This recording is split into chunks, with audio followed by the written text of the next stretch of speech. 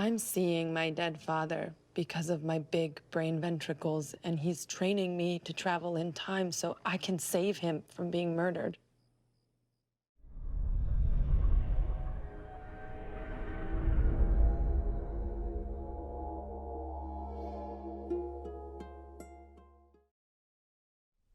So what's up, people, and welcome to our part 5 discussion of Undone, which is titled Alone in This, and You Have Me. And I have to admit again, yeah, I really do like this series, and this episode doesn't disappoint at all. And it's again another refreshing new look on the various episodes. It's so different again from everything else. You know, there were some episodes which talked about the mystery and went into it, with regards to the father's death. There's still the information that's going with regards to Alma's capabilities and the depth that it goes into it. And then there is always this interaction, the drama that's going on between Alma and many of her family, and of course her internal interactions, her conflicts.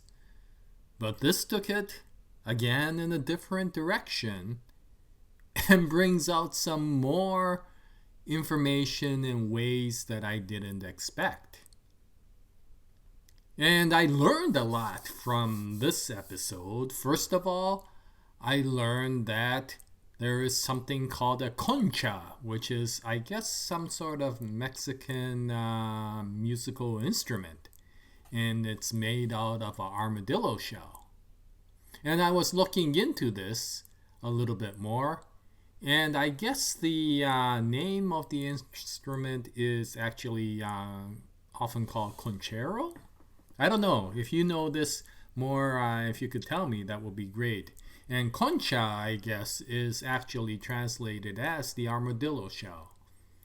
But there's other things that I've learned. I learned that the the boyfriend's name is Sam. I finally remember this now. And probably the best thing about what I learned is just how wrong I was in my interpretation of why the pictures were moved. And it didn't have anything to do with parallel universes. It didn't have anything to do with that murder mystery. It basically went in the direction that Sam moved the pictures. And I am very glad that it went in that direction because of the fact that, like I said, this episode took it to a place where I didn't expect. You see, one of the reasons why I never really learned Sam's name is he was a character that really didn't come out. He wasn't a striking character. He was always kind of there. And the best way to say it is meh. He was that sort of character. Yeah, he's there, he's not there, it doesn't really matter. And he kind of rode along with this entire drama, just agreeing to whatever happened. And what I liked about this episode is it went into me caring about Sam. Yeah, I mean, this episode went back to the drama and the conflict. But unlike the other dramas that we saw in the previous episodes, where it was a lot more stressful, a lot more, intense with regards to the things that were going on, this one was quite heartening. And it showed a different side of this entire series. You see, there is a reason why Sam is so unassuming throughout this entire situation, and it goes into a lot of that because of the fact that this episode goes into a lot of reflections, not only of herself and her past life. Now I'm talking about Alma, but we find out that she has the capability to expand out and look into the histories and the lives of other people. I don't know how far it can go, whether she can randomly look into the past of anybody or whether it has to be somebody very close, like Sam. And it doesn't really matter at this point. That question is kind of immaterial. She does have the capability to look into Sam's life, but at areas where I guess her soul and her heart needs to be. And it's a very interesting thing with regards to this capability because of the fact that it kind of responds unconsciously to the things that she may need at that time, even if she isn't aware that she needs those things. And so, originally I thought that it was just space and time movement.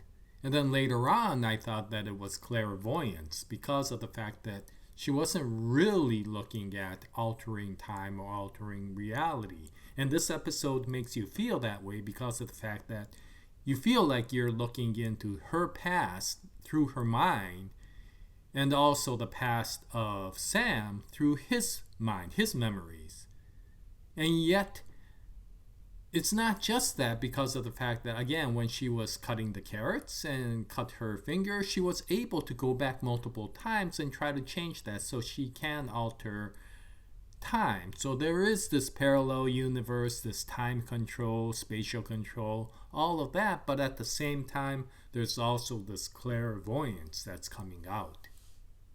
And once again, the reason I like this series is it doesn't go into the gobbledygook of trying to explain, oh, you have clairvoyance and you have time control and all this.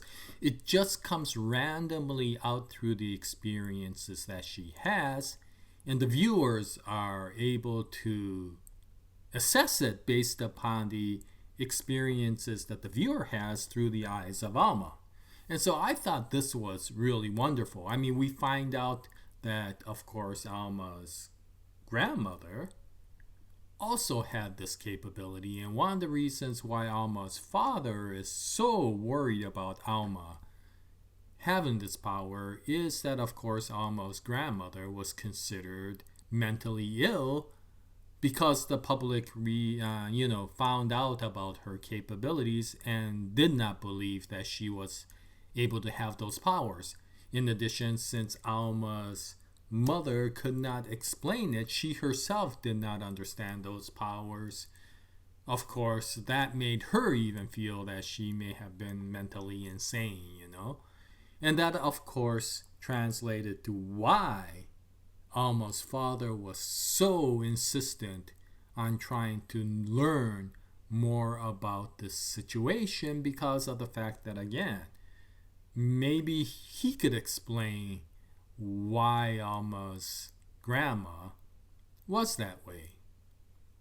And so, there's a lot of things going on. We learn, the differences between Alma's father and Alma's mother. We kind of had that idea, but this one definitely brought it to the case. The father is a dreamer. The father wants to expand and loves the fact that there may be something new out in the horizon. Alma's mother is a cautionary person. She feels that normal is the best, and being in the outlier is very dangerous. And so one is very conformist, Alma's mother, because of the fact that she feels that anything outside of the norm can potentially harm the family. And if something goes out of the norm, such as Alma's characteristic, then she will be there to make sure that she will force it into the situation. And you can see that through, the childhood that Alma had. What we find out is that Alma had some sort of brain situation, which is, of course, now we understand as a viewer that is what's giving Alma her capabilities. But back then, it felt like a handicap. And the father was like, okay, let's deal with it. Let Alma live with it. And of course, Alma's mother is like, no, we are going to make her as normal as possible, even if she has to take operations to do so. And that tension between the two is absorbed by little Alma. And my gosh, little Alma is cute, But as it goes along, the father finds out through some of the experiences that the family has, and eventually meeting I guess he's a shaman. He might be a shaman, but he at least knows about the shamans and the magic that is occurring, or what he is often saying is magic. As this clairvoyance that a lot of people had, and in this I don't know if he's a priest, if he's a shaman, but in this person's culture, these people were revered as something like an oracle, people who could predict and see. And because of that, they were given a great status. Of course, through that, the father finds out that maybe that's what the grandma has, and maybe that's what Alma has. And so now you can understand why he spent so much effort to go in that direction, and why it caused tension between Alma's father and Alma's mother, because as much as he went forward and learned more about what's so special about Alma, that threatened the normality that Alma's mother wanted, and she did everything possible to potentially stop the dad from being able to go that direction. So I thought that was very well done. And again, none of this is explained, it's just experienced. And I love the fact that they don't dumb down the audience in saying, oh, you gotta understand this, so let me spell it out for you. Here is what Alma's dad is like. Here is what Alma's mom is like. Do you understand now? There will be homework later on. No, it's not like that. You experience it through your viewing of this situation. And the reason why I like this is, one, it again makes it a lot more mature. It doesn't try to hold your hand and tell you everything. But the other is, because of that, it opens up the story for different interpretations. What I'm talking about is my interpretation, and for all I know, I may be wrong. I already know that the pictures being moved around was completely wrong for me. But I don't mind, because of the fact that as you learn these things and you learn that you were wrong, you start learning what the true interpretation is, and that continues to reveal. This is like a little gift. You get one little clue at a time as you go through the story. And I love stories like this because of the fact that every little step of the way is a reveal. And the great thing about it is that, again, we learn about the tension between Alma and Alma's boyfriend, Sam. But instead of trying to have Sam explain everything of why he ends up creating this tension, why he moved the pictures, which if you want to know, you could watch the episode. But instead of doing that, they smartly do it that Alma's capability eventually finds out by itself. By being able to look into Sam's past, you realize many things that happened. One is that Sam really had a lot of good friends when he was a child in India. I think he was in India, I'm not sure. And then as he grew up and moved to the United States, he learns, he loses a lot of those friends, and then comes to the US and gets a lot of that tension. And what's interesting is this hit home for me a lot because of the fact that, he experienced exactly what I experienced, moving out of my home country when I was young and coming to the United States and meeting exactly the type of kids that Sam met. And at that point, you understand, or at least I understand, why Sam is that way. He's basically in many ways me, right? I mean, when you are put into that situation, the only thing you want to do is to just, accept it. That's how it is. Let's not stand out. Let's not provoke anything. In some ways, Sam is like Alma's mom. I just want to be not noticed. I just want to go along with everything to avoid confrontation in a situation. And because of that, you start understanding maybe that's why Sam is so agreeable with everything. Maybe that's why Sam doesn't want to emphasize anything. Maybe that's why Sam tries to correct things behind people rather than to confront them right in the front. And of course, what's beautiful is through her power, she gets to see a parallel between Sam's life and Alma's past, which is so very similar, right? She has that brain situation that gives her the inability to hear, and of course, through an operation that the mother insisted, she is able to hear again. But what you find out is she actually was very happy in the school of the deaf, and she made some very good friends. But the mother saying no, that she has to go to a normal school, forced her out of that school, made her take that operation, and then made her go to a normal school as a normal child. But through that, she lost one of her best friends. And through this, of course, Alma gets to understand Sam a lot better. And of course, then it gets to the situation of the really happy times that they had together. And now that she knows the history of how Sam was, she starts understanding a little bit better why Sam acted certain ways during their relationship. And eventually, it gets to the point where, despite any tensions that she may have had while she was in the hospital, and Sam did some certain things that made her lose her trust, Alma finds out, of course, that Sam was basically sitting next to her and trying to support her through that entire time that she was unconscious. And so this whole capability, for once, instead of her powers driving her completely crazy, it for once gave her something useful and helpful to get through her life. And so this, of course, changes a lot of the way she interprets a lot of the situation.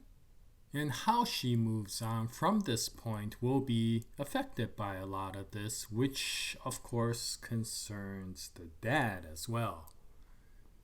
And so it is a very interesting story. Once again, typically when you have this sort of supernatural story, you usually have it where the entire story is just based upon the supernatural. Is it Inception? Yeah, I think it's Inception is a good example of that. When you have a murder mystery, you typically focus right on the murder mystery, right? When you have a drama, you focus on the drama. Here, the writer is juggling 3 different stories all at once. And to be honest, the writer is doing a very good job in being able to meld these 3 stories together so that one part of that story can actually help out another part of the different section of the story. The mystery can enhance the capabilities, the powers that Alma has. The powers that Alma has can affect the drama that she has with the people, and the drama that she has with the people can eventually give clues to the mystery that's going on. So all of this is working out very well. And it's extremely refreshing to see so many facets of the story come out in one single series. And so yeah, every time I look at Undone, I get impressed by what I see. And again, like I say, episode 5 is no exception. And it makes me want to really look at episode 6. And that's how a series should be. And so that is my interpretation for episode 5. It was an extremely heartening episode. And I absolutely love that it went in that direction. And I'll be looking forward to seeing what episode 6 has. And once I do, I will make my interpretation episode again. And I'll tell you just how much I was wrong again once I get the reveals in the next episode. So, yeah, thank you very much for watching. I'll continue with more Undone discussions in the future. I hope you join me at that time. And until the next episode, happy drama watching, happy story discussing, and as always, Jaya, nice day, everyone.